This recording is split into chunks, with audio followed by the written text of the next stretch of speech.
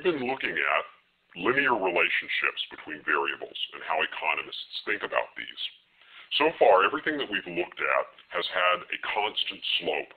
That is, we've been analyzing straight line relationships, such as the relationship between price and quantity in Bob's demand for hamburgers. Now we're going to look at a relationship that is not linear. In fact, it's what we call curvilinear. It is a line that's not straight. We're going to see how we draw a relationship like that and how we calculate the slope of a relationship where the slope is not constant. In order to do that, let's look at the relationship between labor and output for a firm that makes television sets. And I've made up these numbers so that I can fit a curvilinear line to them. Here is my relationship. If you have one worker working by himself, he can make a single television in a day. If you have two workers cooperating, they can make 4 televisions in a day. If you have 3 workers, 9, 4 workers, 16, 5 workers can make 25 televisions, and so forth. Now, notice this relationship is one of exponential increase. That is, the number of TVs are increasing much faster than the number of workers. So in this case, our slope will not be constant. Let's represent this relationship now in a picture. I'm going to take my axes here and use the axes to represent the amount of labor that the firm uses. So we're going to measure labor on the horizontal axis. And on the vertical axis, we're going to measure output. And in this case, it's going to be output of television sets. So each point in this space will represent a combination of labor and output. This is a production relationship. So, for example, one worker is able to produce a single television if he's working by himself. So since I've calibrated these axes where each of my lines represents 2 TVs, my first dot will be halfway up towards this point at 1 worker and 1 television set. So here's my first point on my product curve. The second point on my product curve will be 2 workers and 4 television sets. So that's going to be at this point right here. 3 workers are able to produce 9 television sets, so that gives me a point like this.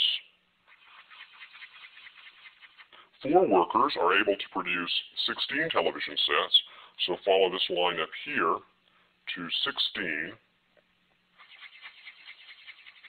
And 5 workers can produce 25 television sets, so follow this line all the way up to 25, which will be right here. Now, connecting these dots is going to be a little bit more complicated than connecting the dots in our earlier story. In the earlier story, all we had to do was pick any 2 points, draw a straight line between them, and we had a demand curve. But the production curve is not linear.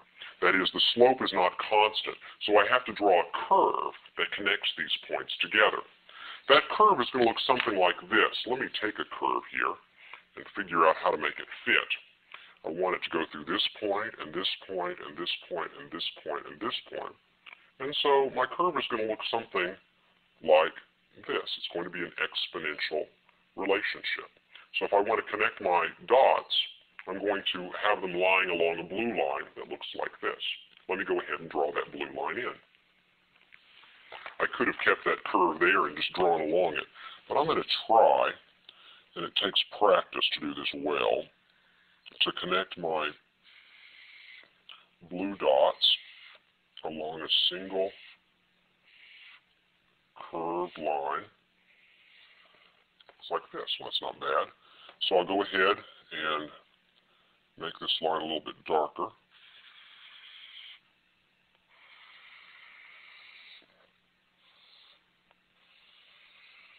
And there's my production function for a firm that hires workers to produce television sets. And we might call this curve the total product curve. We'll be studying this later in the lectures. So I'll go ahead and label this TP, total product. And this total product curve depends on lots of things, like the technology of the firm and the size of their factory and other things. What I'm mainly interested in at this point, though, is figuring out what the slope of this curve is at a particular point. Say, for instance, we are looking at this point right here. the point where we're hiring 2 workers and making 4 television sets in a day. And I'd like to know, what is the slope of the curve at this point when I'm hiring 2 workers and making 4 television sets a day? What's the slope of the curve? That is, what's the rise over the run? How many extra television sets will I be able to produce if I hire an extra worker? Well, to calculate the slope of a straight line, it's not quite as simple as looking at 2 points on the curve. Because as you move from one point to another, what's happening is that the line itself is changing its slope. Down here, our blue curve is relatively flat. That is, if we look at a point down here, we get a relatively flat line. But as we move up the curve, notice the line is getting steeper and steeper and steeper. The slope is changing all along this blue curve. So if we want to calculate the slope at a particular point, we can't just look at the slope between 2 points on the curve, because as you move from here to here, even that small movement represents a change in the slope, or causes a change in the slope of my total product curve. The blue curve slope is changing. Well, here's how we do this. We calculate the slope of a single point on this curve. We calculate the slope at a single point by taking the limit of slopes of lines that connect 2 points on the curve.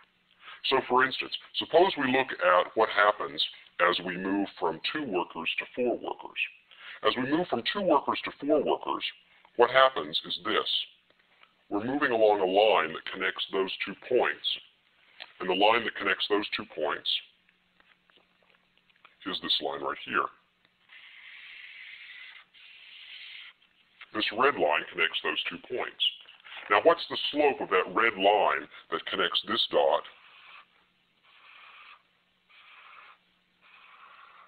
with this dot? What's the slope of that line?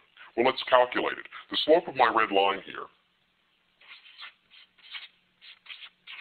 is equal to the rise over the run, or the change in the vertical axis variable, that is a change in the number of television sets, divided by the change in the number of workers. Well, the change in the number of television sets is going to be 16 minus 4, which is going to be equal to 12, and divide that by the change in the number of workers, which is going to be 4 minus 2, and that's going to give me a slope of 12 over 2 equals 6. The slope of this red line right here, that is its rise over its run, is going to be 6. The slope of that line is 6. However, if I took a different red line, say the red line that connects this dot to this one, its nearest neighbor, we're going to get a different slope. Let me go ahead and draw that. If I connect this dot with the nearest neighbor, my red line is going to be a bit flatter. Now, it's a little harder to see that line because it's almost right on top of the blue line. But what we've got here is a line that connects this dot with its nearest neighbor. I'd like to know what's its slope, what's the rise over the run as I move from this point to the next. So let's look then at the slope as we move from 2 workers to 3 workers. In that case, the slope once again is rise over the run, but the slope along this point is going to be a little bit different. The slope in that case is going to be equal to, the output has changed from 9, or to 9 from 4, divided by a change in workers from 2 to 3, gives a slope of 9 minus 4 is 5 over 1, which is going to be equal to 5. So the slope at this point is 5. Notice what's happening. As we move from this original red line that connected these 2 points to the red line that connects 2 closer points, the slope is getting flatter.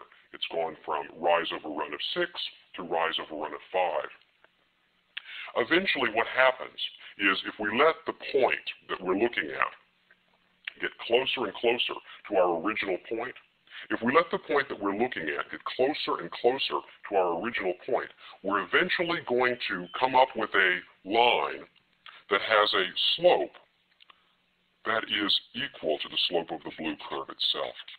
Eventually what we get is what we call a tangent line. The tangent line is the line that just touches the blue curve.